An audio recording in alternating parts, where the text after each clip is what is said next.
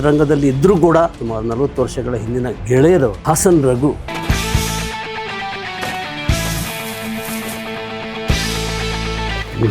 ಆ ಸ್ಟ್ರಗಲ್ ಡೇಸ್ನಲ್ಲಿ ನೀವು ಪಟ್ಟ ಶ್ರಮ ಇದೆಯಲ್ಲ, ರೋಡಲ್ಲಿ ಹೊಡೆದಾಡಿದ್ರೆ ಪೊಲೀಸ್ ಹೇಳ್ಕೊಂಡು ಹೋಗ್ತಾರೆ, ಇಲ್ಲಿ ಹೊಡೆದಾಡಿದ್ರೆ ದಿನ 200 ರೂಪಾಯಿ ಸಿಗ್ತದೆ. ಈ ಆರಂಭದ ದಿನಗಳಿಂದ ಈಗ ಪದ್ಮಶ್ರೀ ಪ್ರಶಸ್ತಿ ಪಡೆಯುವಂಥ ಅದ್ಭುತವಾದಂಥ ಒಂದು ಪ್ರಶಸ್ತಿ.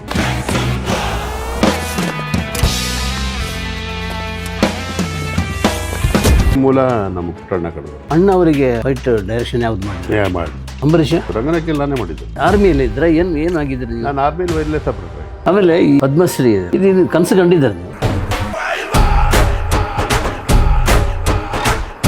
ಎಲ್ಲ ಪ್ರಯತ್ನ ಮಾಡ್ತದೆ, ಪ್ರಯತ್ನ ಮಾಡೋ ತಪ್ಪೇನಿಲ್ಲ. ಇದು ಅದು ಗುರು. ಜನ ಮೊದಲಿಂದಲೂ ನಿಮ್ಮನ್ನು ಗುರುತಿಡ್ತಾ ಇದ್ರು, ಈಗ ಜಾಸ್ತಿ ಆಗಿದ್ದಾರೆ. ಸ್ವಲ್ಪ ಈಗಿನ ತಾಳ್ತಾರೆ, ಸ್ವಲ್ಪ ಕಷ್ಟ ಆಗ್ತದೆ. ಈಗಿನ ಸಾಹಸ ನಿರ್ದೇಶಕರಿಗೆ ಬೇರೆ ಒಂದು ರೀತಿಯ ಗ್ಲಾಮರ್ ಬಂದು ಅವನೇ ಮಾಡ್ಕೋತಾರೆ. ವಿಡಿಯೋಗಳಿದ್ದಾವೆ ನೋಡ್ಕೊತಾರೆ, ಹಿಂಗೆ ನಮ್ಮ ಹುಡುಗರು ಹಂಗೆ ಕುಣಿತಾರೆ. ಇದು ಅನುಭವ ಆಗಿದೆ ಅಂದ್ರೆ ಬದುಕನ್ನ ಏನು ಇಲ್ಲದೆ ಬದುಕನ್ನ ಹೇಗೆ ಸಾಧಿಸ್ಬೋದು. ಅಲ್ಲ ಸೇನೆ ಇಲ್ಲ, ಈಗ ಬದುಕಿದ್ದೀನಿ, ನಾಳೆ ನಂದೆ, ನಾಳೆ ಎದ್ದರೆ ನಂದೆ, ಮತ್ತವರು ಏನು ಅನುಭವಿಸಿದ್ದೀನಿ ದೇವ್ರು ಕೊಟ್ಟಿದ್ದೆ.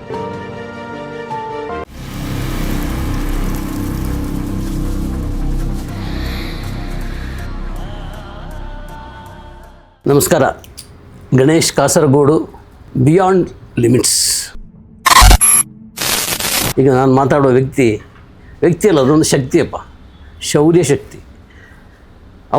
ಅವರು ಎಲ್ಲ ಎಲ್ಲೆಗಳನ್ನು ಮೀರಿದವರು. ಚಿತ್ರರಂಗದಲ್ಲಿ ಇದ್ದರೂ ಕೂಡ ಎಷ್ಟೋ ವರ್ಷದಿಂದ ನಾನು ನೋಡ್ತಾ ಇದ್ದೀನಿ, ಸುಮಾರು 40 ವರ್ಷಗಳ ಹಿಂದಿನ ಗೆಳೆಯರವರು ಹಾಸನ್ ರಘು. ಸರ್ ನಮಸ್ತೆ, ವೆಲ್ಕಮ್. ನೆನಪಿರ್ಬೋದಲ್ಲ ನಮ್ಮ ಸ್ನೇಹ ಹೇಗಿತ್ತು ಅಂತೇಳಿ? ಅದು ಆಗ ನನ್ನ ಬಾಲ್ಯ ಮಿತ್ರರೆಲ್ಲ ನೀವೇನೆ ಅಲ್ಲ. ಚಿತ್ರರಂಗದಲ್ಲಿ ಕಾರ್ಯ ಆರಂಭವಾದಾಗ ಮೊದಲ ಪತ್ರಿಕೆಯಲ್ಲಿ ನನ್ನ ಬಂದಿದ್ದು ಗಂಗಾಧರ್ ಮೊದಲಿಯವರು. ಎಸ್, 80 ಹಿಂದೆ ಭಾಳ ಇದೆ ಅದು. ಆನಂತರದ ದಿನಗಳಲ್ಲಿ ನಿಮ್ಮದು ಪೇಪರ್ ಬರ್ತದೆ, ರೂಪಲೇಖ, ಚಿತ್ರದೀಪ, ಚಿತ್ರತಾರ, ಅವೆಲ್ಲ ನೀವೇ. ಹೊಸದಾಗಿ ನಾನು ಸಾಹಸ ಆರಂಭಿಸಿದಾಗ ಭಾಳ ಉತ್ತೇಜನ, ಕನ್ನಡದ ಒಂದು ಸಂಘಟನೆ ನಡೀತಾ ಇದೆ, ಮಾಡ್ತಾಯಿದ್ದೆ, ಭಾಳ ಬೆಳೆಸ್ತಿದ್ರಿ, ಭಾಳ ಜೊತೆಯನ್ನು ಕೊಟ್ರಿ. ಆಗ ನಾನು ಆ ಸ್ಟ್ರಗಲಿಂಗ್ ದಿನಗಳಲ್ಲಿ ನಾನೇ ಹೊಸದು, ಅದರಲ್ಲಿ ನನ್ನ ಕಲೆಯೂ ಹೊಸದು.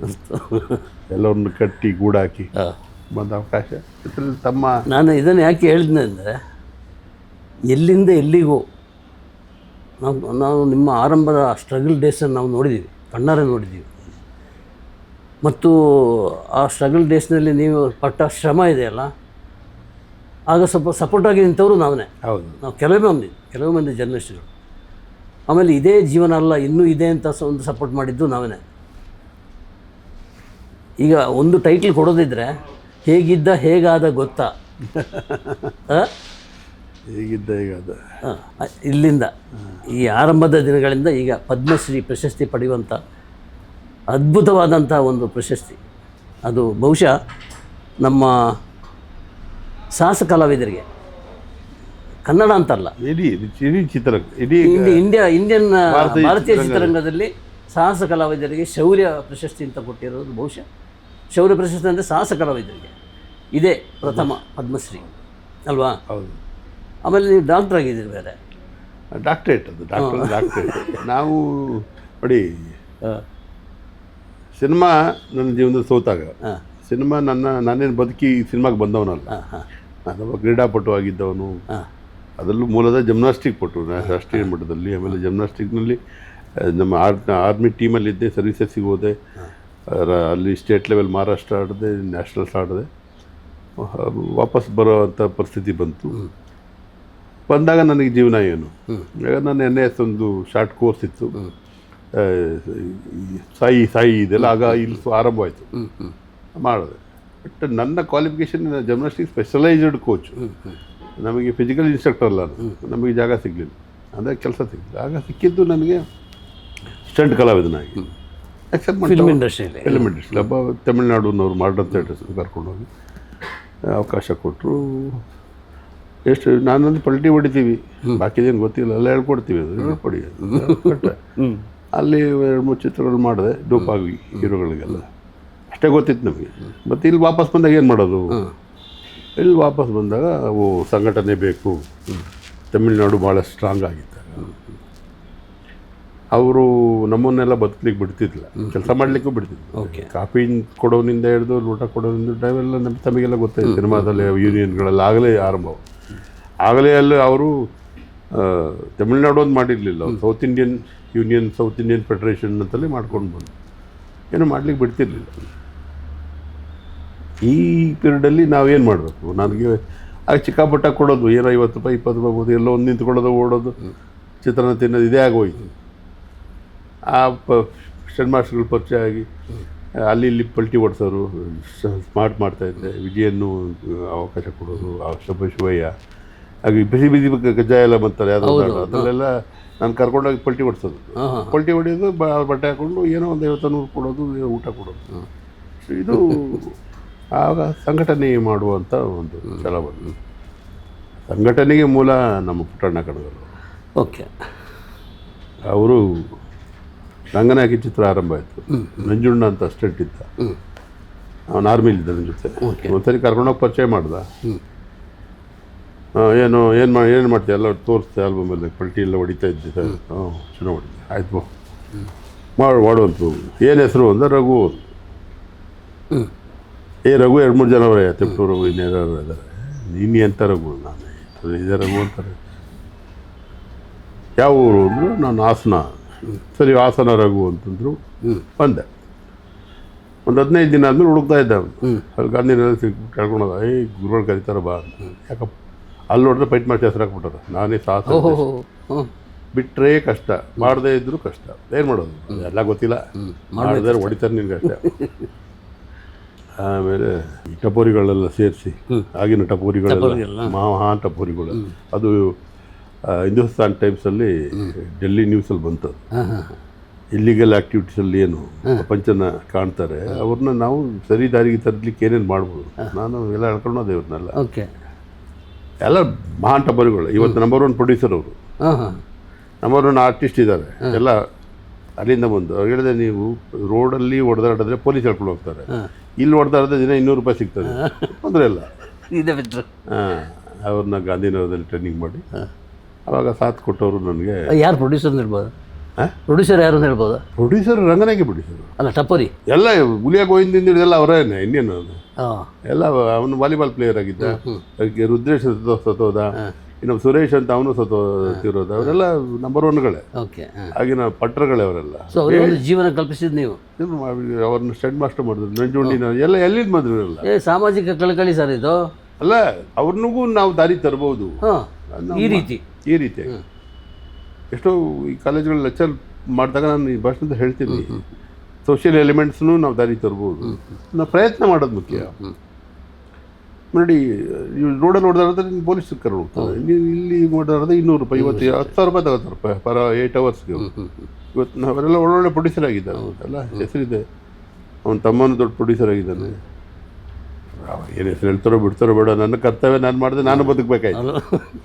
ಗಾಂಧಿನಗರದಲ್ಲಿ ನನಗೆ ಭಾಳ ಅವಕಾಶ ಕೊಟ್ಟರು. ನಾನು ಇವತ್ತು ನೆನೆಸ್ಕೊತೀನಿ, ಕುಳ್ಳಾಶ ಅಂತ. ಆಗ ಅಲ್ಲಿ ಮಾಡಕ್ಕೆ ಬಿಡ್ತಿರ್ಲಿಲ್ವ, ಅವನೇ ಪಂಟರು. ಎಲ್ಲ ಅಣ್ಣ ಅಂತಾರೆ. ನಾನು ಹೇಳಿದೆ, ನಡೆಯೋ ಯಾವ ಟ್ರೈನಿಂಗ್ ಎಲ್ಲ ಮಾಡಿ ಪೊಲೀಸಲ್ಲಿ ತೊಂದರೆ ಕೊಡೋರು ನಮಗೆ. ಆ ಹೂ ಅಂತೀವಲ್ಲ ಅಂತ. ಹೊಸ ಥರ ಆಗ 80ರ ದಶಕ. ಆಗ ಇದು ಒಂದು ಹೊಸ ಥರ ಏನು ಕಿತ್ತಾಡ್ತಾರೆ ರೆತಾಡ್ಕೊಂಡು. ಆ ಸಮಯದಲ್ಲಿ ಅವನು ಭಾಳ ಸಪೋರ್ಟ್ ಮಾಡಿ ಅವನು ಬಸ್ ಡೈರೆಕ್ಟರ್ಗೆಲ್ಲ ಕೆಲಸ ಮಾಡಿದ್ದ.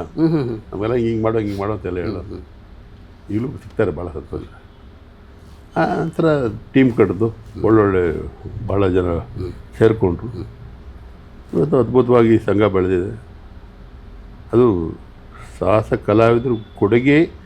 ಪುಟ್ಟಣ್ಣವ್ರು ಒಂದು ಮಾತು ಹೇಳಿದ್ರಲ್ಲಿ, ನೀನು ಮಾಡಿದ್ರೆ ಸಿನಿಮಾ, ನೀನು ಮಾಡಿದ್ರೆ ಫೈಟ್ ಮಾಸ್ಟರ್, ಇಲ್ಲ ನಾನು ಎಲ್ಲ ಮಾಡ್ತೀನಿ, ನನಗೆ ಗೊತ್ತಾಯ್ತು ಯಾವನು ಬೇಡ, ಅವಾಗ ಯಾವ ತಮಿಳನ್ನು ಬೇಡ ಅಂತ. ಆವಾಗ ನನ್ನ ಹೆಸರನ್ನ ಕೊಟ್ಟು ಮಾಡಿಸಿದ್ರು. ಯಾವ ಫಿಲ್ಮ್? ರಂಗನಾಯಕಿ ಫೈಟ್ ಮಾಸ್ಟರ್ ಆಗಿ. ಅದಕ್ಕೆ ಮುಂಚೆ ಫೈಟ್ರಾಗಿ ಮಾಡ್ತಾಯಿದ್ರು. ನಂತರ ಹೆಸರು ಕೊಟ್ಟಿದ್ದು ಪುಟ್ಟಣ್ಣ, ಅವಕಾಶ ಕೊಟ್ಟಿದ್ದು ಪುಟ್ಟಣ್ಣ ಫೈಟ್ ಮಾಸ್ಟರ್ ಆಗಿ. ಆಮೇಲೆ ಗೀತಾಪ್ರಿಯ ಅವರು, ಚಿಪ್ಪು ರಘು, ಆಮೇಲೆ ಜೋಸೆಮನ್. ಎಷ್ಟು ಫಿಲ್ಮ್ ಆಗಿದೆ ಸರ್? ನಾನು 150 ಪಿಕ್ಚರ್ ಮಾಡಿದೆ, 100 ಚಿಲ್ಡ್ರನ್ ಫಿಲ್ಮ್ ಮಾಡಿದೆ. ಅಂತ ಹೆಸರು ಬರುವಂಥ ಒಂದು ದೊಡ್ಡ ಪಿಕ್ಚರ್ ಇಲ್ಲ. ಆಕ್ಸಿಡೆಂಟ್ ಮಾತ್ರ ನನಗೆ ಒಂದು ಅವಾರ್ಡ್ ತಂದುಕೊಡ್ತು. ಶಂಕರ್ನಾಗ್ ಜೊತೆ ಕೆಲಸ, ಅಂಬರೀಷ್ ಜೊತೆ ಕೆಲಸ, ವಿಷ್ಣು ಜೊತೆ ಕೆಲಸ ಮಾಡಿದೆ. ಯಾಕೆಂದರೆ ಆಗ ಶಿವಯ್ಯನವ್ರು ಇದ್ದಿದ್ದರಿಂದ ನನಗೆ ಎಷ್ಟು ಅವಕಾಶಗಳು ಫೈಟ್ ಮಾಸ್ಟರ್ ಕೊಡಲಿಲ್ಲ. ನಂತರ ಎಲ್ಲ ನನ್ನ ಶಿಷ್ಯರೆಲ್ಲ ಫೈಟ್ ಮಾಸ್ಟರ್ ಮಾಡಿದ್ರು, ನನಗೆ ಅವಕಾಶ ಸಿಗಲಿಲ್ಲ. ಆಮೇಲೆ ಫೈಟ್ನ ನಾನು ಬೆಳೆಸಿದ ಫೈಟ್ಗಳನ್ನ ಯೂಸ್ ಮಾಡಿಕೊಂಡು ಫೈಟ್ ಬೆಳೀತು ಕನ್ನಡ ಚಿತ್ರರಂಗದಲ್ಲಿ. ಅಲ್ಲಿವರೆಗೂ ಫೈಟ್ ಬೆಳೀತಿಲ್ಲ, ಫೈಟಿಗೆ ಅವಕಾಶ ಇರಲಿಲ್ಲ. ಗಲಾಟೆಗಳಾಯಿತು. ಆಗ ಅಂಬರೀಷ್ ಅವ್ರ ಮಧ್ಯಸ್ಥಿಕೆ ವಹಿಸಿ 50% ನಮ್ಮವ್ರನ್ನ 50% ಅವ್ರನ್ನ ಹಾಕಬೇಕು ಅಂತ ತೀರ್ಮಾನ ಆಯಿತು. ಅಬ್ಬಾಯಿ ನಾಡನ್ನು ತುಂಬ ಭಾಳ ಹೆಲ್ಪ್ ಮಾಡಿದ್ರು, ಅವರು ಅಧ್ಯಕ್ಷ ಆಗಿದ್ದರು, ಎಲ್ಲ ಆಗಿದ್ರು. ಅದೇನಾಯಿತು, ಅವಕಾಶ ಫೈಟಿಗೆ ಸಿಕ್ತು, ನಮಗೆ ಸಿಗಲಿಲ್ಲ. ಫೈಟ್ ಮಾಸ್ಟ್ರಿಗೆ ನನಗೆ ಯಾರು ಬರಲಿಲ್ಲ. ಆಮೇಲೆ ನನ್ನ ನಂತರ ಬಂದಂಥ ಫೈಟ್ ಮಾಸ್ಟರ್ಗಳು ಚೆನ್ನಾಗಿ ಬೆಳೆದ್ರು. ನಾನು ಇವ್ರು ಕಟ್ಟೋದ್ರೊಳಗಡೆ ಅರ್ಧ ವಯಸ್ಸು ಆಗೋಯ್ತು. ಹೊಸತನವನ್ನು ಕಟ್ಟೋದು ಭಾಳ ಸುಲಭ ಅಲ್ಲ. ಬೆಳೆದು ಬಂದಂಥದ್ದಕ್ಕೆ ನೀವು ಕಲ್ತ ಮೇಲೆ ಯಾರು ಬೇಕಾದ್ರೆ ಏನು ಬೇಕಾದ್ರೂ ಮಾಡ್ಕೊಳ್ತಾರೆ. ಅಲ್ಲಿ ತನಕ ಯಾರಿದ್ದಾರೆ? ಚಿತ್ರರಂಗಕ್ಕೆ ನಮ್ಮ ಕೊಡುಗೆ ಇದೆಯಲ್ಲ, ಅದು ಚಿತ್ರರಂಗ ನೆನೆಸ್ಕೋಬೇಕು. ಇವತ್ತೆಲ್ಲ ಅವ್ರು ಡಿಪೆಂಡ್ ಆಗಿಲ್ಲ. ಇವತ್ತು ನಮ್ಮ ಸಾಹಸ ಕಲಾವಿದರು ಇಡೀ ಇಂಡಿಯಾದಲ್ಲಿ ಕೆಲಸ ಮಾಡ್ತಾರೆ. ಅವತ್ತು ಯಾರಿದ್ದರು? ನಾವು ಸ್ಟ್ರಗಲ್ ಮಾಡಿದಾಗ ನಮ್ಮೆಲ್ಲ ಒಕ್ಕೂಟ ಸ್ಥಾಪನೆ ಆಯಿತು. ಒಕ್ಕೂಟ ನಾನು 86ರಲ್ಲಿ ಒಕ್ಕೂಟ ಆದಾಗ ಹೆಗಡೆಯವರು CM ಆಗಿದ್ದಾಗ ಅದಂತ 50,000 ರೂಪಾಯಿ ಏನೋ ಸಬ್ಸಿಡಿ ಎಲ್ಲ ಚಿತ್ರಗಳು ಇಲ್ಲಿ ನಿರ್ಮಾಣ ಆದರೆ ನೀವು 50,000 ಅಂದರು. ಅದರಿಂದ ತಮಗೆ ಆವಾಗ ನಮ್ಮನ್ನು ಹಾಕೊಂಡ್ರಲ್ಲ. ನಮ್ಮನ್ನು ಹಾಕ್ಕೊಂಡು ಕನ್ನಡ ತಂತ್ರಜ್ಞರು ಬಂದರು, ಕ್ಯಾಮ್ರಾ ಬಂದರು, ಲೈಟ್ ಬಂದರು, ಎಲ್ಲ ಬಂದು ಯೂನಿಯನ್ಗೆ ಆಯಿತು. ಒಕ್ಕೂಟ ಕೊಡೋದು. ಡೆಲ್ವಿ ಭಾಳ ದೊಡ್ಡ ಇದನ್ನು ವಹಿಸಿ, ಡೆಲ್ವಿ ಅಂತ ಅಮಿತಾಬ್ ಬಚ್ಚನ್ ಮ್ಯಾನೇಜರ್ ಆಗಿದ್ದಾರೆ. ಅವರು, ನಾನು, ಕೆಲವು ಇನ್ನೂ ಸೇರಿ ಒಂದು ಒಕ್ಕೂಟವನ್ನು ಕೊಡೋದು. ನಾನೇ ಆಗ ಒಕ್ಕೂಟದ ಅಧ್ಯಕ್ಷ ಆಗಿದ್ದೆ. ಅದು ನಮ್ಮನ್ನು ಜಾಸ್ತಿ ದಿನ ಬಿಡಲಿಲ್ಲ. ಕಾರಣ ಏನು ಅಂದರೆ ಅವರಿಗೆ ಒಬ್ಬ ಸ್ಟಾರ್ ಬೇಕಿತ್ತು. ಆ ಸ್ಟಾರ್ನ ತಂದು ಕೂರಿಸ್ಕೊಂಡ್ರು. ಆಮೇಲೆ ಲೇಬರ್ ಸೆಕ್ಟ್ರು, ಡ್ರೈವರೆಲ್ಲ ಟೆಕ್ನಿಕಲ್ ಅಲ್ಲ, ನಾನ್ ಟೆಕ್ನಿಕಲ್ ಟ್ರೇಡ್ ಇದೆಯಲ್ಲ, ಅದು ಒಕ್ಕೂಟನ ಹಾಳು ಮಾಡ್ತೀವಿ. ನಾನು ಬಿಡುವ ಸಂದರ್ಭದಲ್ಲಿ ₹1 ಕಲೆಕ್ಟ್ ಮಾಡ್ತಾಯಿದ್ದೆ. ನಾವು ಒಂದಿನ ಕೆಲಸ ಮಾಡಿದ್ರೆ ₹1 ಕಟ್ಟಿ ಅಂತ. ಅದು ಆಗಲೇ ಕೋಟಿ ಆಗಿತ್ತು. ಅದು ದುಡ್ಡು ಜಾಸ್ತಿ ಆಯಿತು. ಆವಾಗ ಅವರು ಅಧ್ಯಕ್ಷರು. ಆಮೇಲೆ ಅವರಿಗೆ ಸಂಬಳ ಕಾರು ಎಲ್ಲ ಬಂತು. ನಾವಿದ್ದರೆ ಸರಿಯಲ್ಲ ಅಂತೇಳ್ಬಿಟ್ಟು ನಮ್ಮ ಹುಡುಗರನ್ನ ಎತ್ತಿಟ್ರು. ಗುಬೆ ಕೂರಿಸಿ ಏನೋ ಮಾಡಿ ಗೊತ್ತಾಯ್ತು ನಮಗಿನ್ನೂ ಜಾಸ್ತಿ ಇಲ್ಲ, ಅವಕಾಶ ಸಾಲದು ಅಂತ. ಅದಕ್ಕೆ ಮುಂಚೆ ನಾವೇ ದೂರ ಹೋಗ್ಬಿಟ್ಟು. ಅಣ್ಣ ಅವರಿಗೆ ಫೈಟ್ ಡೈರೆಕ್ಷನ್ ಯಾವುದು ಮಾಡಿಲ್ಲ ಅವಕಾಶ ಆಗಿಲ್ಲ. ಕೆಲಸ ಮಾಡಿದ್ದೀನಿ ಫೈಟ್ರಾಗಿ, ಸ್ಟೆನ್ಮ್ಯಾನ್ ಆಗಿ, ಮಾಸ್ಟರ್ಗೆ ಅವರ ಅವಕಾಶ. ಆಗ ಶಿವಯ್ಯನವರು ಇದ್ದರು. ಆಮೇಲೆ ಅದಾದ್ಮೇಲೆ ರಾಮ್ ಶೆಟ್ರು ಮಾಡ್ತಾಯಿದ್ರು. ರಾಮ್ ಶೆಟ್ರ್ ಜೊತೆ ನಾನು ಹೋಗಿ ಕೆಲಸ ಮಾಡ್ತಾಯಿದ್ದೆ.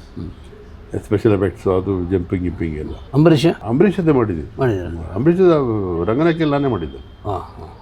ಕಮರ್ಷಿಯಲಿ ಯಾವುದೋ ಒಂದು 3-4 ಪಿಕ್ಚರ್ ಮಾಡಿದ್ದೀನಿ. ಯಾವುದು ಅಂತ ನೆನಪಿಲ್ಲ. ಗೀತಪ್ರಿಯರು ಆಲ್ಮೋಸ್ಟ್ ಆಲ್ ಪಿಕ್ಚರ್ ನಾನೇ ಮಾಡಿದ್ದೀನಿ. ಓಕೆ. ಭಾಳ ಡೈರೆಕ್ಟ್ರು. ಸಿದ್ಲಿಂಗ್ ಅವ್ರದ್ದು ಒಂದು ಪಿಕ್ಚರ್ ಮಾಡಿದ್ರು. ಅನಂತ್ನಾಗ ಫಿಲ್ಮ್ ಮಾಡಿದ್ರ? ಅಯ್ಯೋ ಬೇಜಾರು. ಹೇಗೆ ವ್ಯಕ್ತಿ ಡಿಸ್ಕ್ರಿಪ್ಷನ್ ಏನು ಮಾಡ್ತಾರೆ? ನೋಡ್ಬಿಟ್ಟು ಹಿಂಗೆ ನೋಡ್ಬಿಟ್ಟು ಸರಿ ಮಾಡೋದು, ನೀವು ಮಾಡೋದು, ನೀವು ಮಾಡ್ತಾ ಬರ್ತೀನಿ. ನೀನು ಯಾಕೆ ತುಂಬ ಹೊಡಿತಾ ಇದ್ದು ಶಂಕರ್ನಾಗ ಅವೆಲ್ಲ. ಓಕೆ. ಅದ್ಭುತ. ಅವರ ಇದೆಯಲ್ಲ speed, workmanship, very good. Accident award ಬಂತಲ್ಲ? ಆಕ್ಸಿಡೆಂಟ್ ಅವಾರ್ಡ್ ಬಂತು, ಅವ್ರಿಗೂ ಅವಾರ್ಡ್ ಬಂತು. ಬೆಸ್ಟ್ 6-7 ಅವಾರ್ಡ್ ಬಂತು. ನಮಗೂ ಬಂತು. ಆಗ ಕಮಿಟಿ ಏನು ಅದೇನು ತೀರ್ಮಾನ ಚೆನ್ನಾಗಿತ್ತು. ಸಿನಿಮಾದ ಒಂದು ವಿಶೇಷವಾದಂಥ.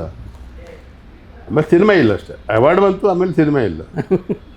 ಅವಾರ್ಡ್ ಬಂದವ್ರಿಗೆ ಸಿನಿಮಾ ಇಲ್ಲ ಅಂತ ಒಂದು ಬ್ರ್ಯಾಂಡೆಡ್. ಅದು ಬ್ರ್ಯಾಂಡೆಡ್. ಚಿಕ್ಕಪಟ ಮಾಡಿಕೊಂಡು ಅವ್ರು ಟ್ರೈನಿಂಗ್ ಮಾಡ್ಕೊಂಡು ಏನೋ ಮಾಡ್ತಾಯಿದ್ದೆ. ಆನಂತರ ಅದು ನನ್ನ ಒಂದು ಪರ್ಸನಲ್ ಇದಕ್ಕೆ ನಾನು ಡೆಲ್ಲಿಗೆ ಹೋದೆ 90ರಲ್ಲಿ. ಅಲ್ಲಿ ಕಾರಂತರ ಹಿಡ್ಕೊಂಡ್ರು. ರಾಷ್ಟ್ರೀಯ ನಾಟಕ ಶಾಲೆಗೆ ಸೇರಿಸೋದು. ಓಕೆ. ನೀನು ನಾಟಕದಲ್ಲಿ ಅಲ್ಲಿ ಫೆನ್ಸಿಂಗ್ ಕಂಪಲ್ಸರಿ ಅವ್ರಿಗೆ. ಈ MGR ಕತ್ತಿ ಇದೆಯಲ್ಲ, ಅದು ನಮ್ಮ ಶ್ಯಾಮ್ ಸುಂದರ್ ಯೂನಿಯನ್ ಆದಾಗ MGR ಗುರುಗಳು ಇಲ್ಲಿ ಬಂದು ಸೆಟ್ಲ್ ಆದರು. ಯಾರು? ಶ್ಯಾಮ್ ಸುಂದರ್ ಶೆಟ್ರು, ಕನ್ನಡದವರು. ಅವ್ರು ಭಾಳಷ್ಟು ಎಕ್ಸ್ಪರ್ಟ್ ಕೊಟ್ಟಿದ್ದಾರೆ. ಫೆನ್ಸಿಂಗ್ ಅನ್ನೋದು ತಂತಿ ಥರ ಬರ್ತದೆ, ಅಡ್ಡಿವಲ್ಲ, ಅದೆಲ್ಲ ಹಳೆ ಚಿತ್ರಗಳು. ಅದನ್ನು ಅವ್ರ ಜೊತೆ ಸಿಕ್ಕಾಪಟ್ಟೆ ಪ್ರಾಕ್ಟೀಸ್ ಮಾಡ್ತಾಯಿದ್ರು. ಅಲ್ಲಲ್ಲಿ ಡ್ರಾಮಾಗೆ ಕಂಪಲ್ಸರಿ ಅದು. ಯಾವುದು? ಮ್ಯಾಕ್ಬೆತ್ನ ಎಲ್ಲ ಡ್ರಾಮಾ ನಾಟಕಗಳಿಗೆ King Lear, Kingfisher, King Lear, Richard King 2, Macbeth, Romeo Juliet ಎಲ್ಲ ಫೇಮಸ್. ಅಲ್ಲಿ ಪಾಠ ಸ್ಟಾರ್ಟ್ ಆಯ್ತಲ್ಲ, ನಾನು ಎವ್ರಿ ಇಯರು ಒಂದೂವರೆ ತಿಂಗಳು ಹೋಗ್ತಾಯಿದ್ದೆ. ಒಂದು ಜೂಲಿಯಸ್ ಸೀಸನ್ನಲ್ಲಿ ಒಂದು ನಾಟಕಕ್ಕೆ ಮಾಡಿದ್ಮೇಲೆ ಭಾಳ ದೊಡ್ಡ ದೊಡ್ಡ ನಾಟಕಗಳು ಮಾಡೋದು. ಸಿನಿಮಾ ಥರ ಮಾಡ್ತಾರೆ ನಾಟಕಗಳು. ಕೋಟಿಗಟ್ಟಲೆ ಕಟ್ ಮಾಡಿ ಇನ್ನಷ್ಟು ನಾದಿರ ಬಾಬರ್ದೊಂದು 1857 ವಾರೊಂದು ಸಿಪಾಯಿ ದಂಗೆ ರಿಯಲ್ ಒಂದು 150 ಜನ ಕಲಾವಿದರನ್ನೇ ಹಾಕ್ಕೊಂಡು ಫೈಟ್ ಮಾಡ್ತಾರೆ. ಅದು ಆಮೇಲೆ ಇನ್ನೊಂದು ರಿಚರ್ಡ್ ಕಿಂಗ್ ಟು ರಷ್ಯಾಗೆಲ್ಲ ಹೋಯ್ತು. ಆ ಸ್ಟೈಲ್ ಇದೆಯಲ್ಲ MGR ಸ್ಟೈಲ್ ಅಂತ, ಅದು ಭಾಳ ಅಂದರೆ ಲವ್ ಟು ಕಿಲ್ ಅಂತ, ಮುತ್ತು ಕೊಟ್ಟಿಗೆ ಹೊಡಿತಿದ್ದ ಮಾಡಿ ಫೆನ್ಸಿಂಗ್ ಮಾಡೋದು, ಅದೆಲ್ಲ ಇಂಟ್ರೂ ಅಲ್ಲ. ಸೊ ಅಲ್ಲಿ ಒಂದು ಹೊಸ ಜೀವನ. ಡೆಲ್ಲಿ ಅಲ್ಲ, ನಾಟಕ ಸಿನಿಮಾದಿಂದ ನಾಟಕದಿಂದ ಸಿನಿಮಾಗೆಲ್ಲ ಪ್ರಪಂಚನೇ ಬಂದಿದೆ. ಸಿನಿಮಾದಿಂದ ನಾಟಕ ಆಮೇಲೆ ನನಗೆ ಇಂಟ್ರೆಸ್ಟಿಂಗ್ ಅಂದರೆ ಈಗದ ಯುದ್ಧದ ಟೈಮ್ ಆಗಿರೋದ್ರಿಂದ ಈ ಆರ್ಮಿಯಲ್ಲಿ ಇದ್ರೆ ಏನಾಗಿದ್ರಿ? ನಾನು ಆರ್ಮಿಲಿ ವೈರ್ಲೆಸ್ ಆಪ್ರೇಟರ್ ಆಗಿದ್ದೆ.